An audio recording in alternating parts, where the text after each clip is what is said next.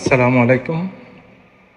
আজকে আপনাদের মাঝে সৌদি আরবের প্রেক্ষাপট নিয়ে একটা ভিডিও নিয়ে আসলাম। ভিডিওটা যদি আপনাদের উপকার আসে তাহলে অন্যদের মধ্যে শেয়ার করে ছড়িয়ে দিবেন যেন কারো উপকার আসতে পারে।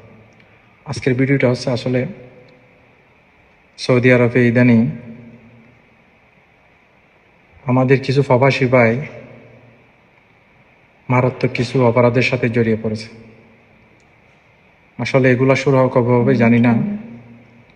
যারা এই অপরাধগুলোর সাথে জড়িত আছে তাদেরকে অনুরোধ করব, ভাই এটা আমাদের দেশ না, আমরা আরেকটা দেশে কাজ করতে আসছি।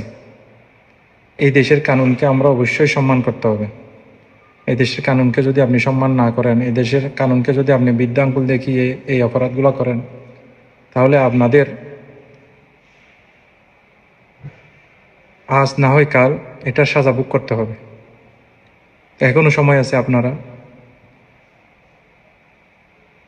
সঠিক পথে আসেন।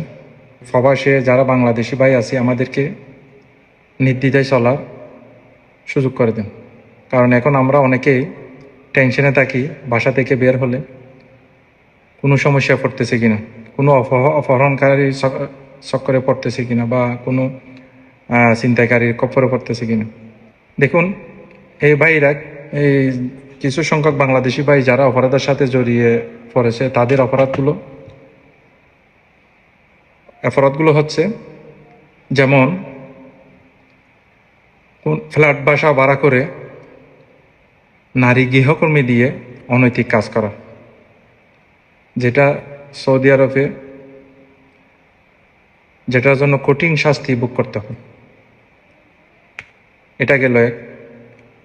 দ্বিতীয় হচ্ছে মাদক বিক্রি এবং সেবন করা। তৃতীয় হচ্ছে প্রকাশ্যে কাউকে, অর্থাৎ প্রতিপক্ষকে কুফিয়ে আসা, তার জখম করে আসা।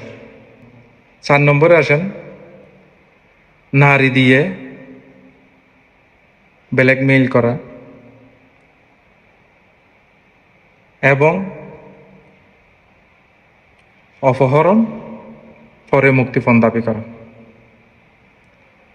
আপনারা যারা সোশ্যাল মিডিয়াতে আছেন বা বাংলাদেশের নিউজ দেখেন, অহরহর নিউজগুলো এখন হচ্ছে অপহরণ করা হচ্ছে, ছিনতাই করা হচ্ছে। এগুলো এখন অহরহ হয়ে গেছে কেন? তো এগুলো করা সহজ উপায় হচ্ছে নারী দিয়ে ব্ল্যাকমেইলিং করা।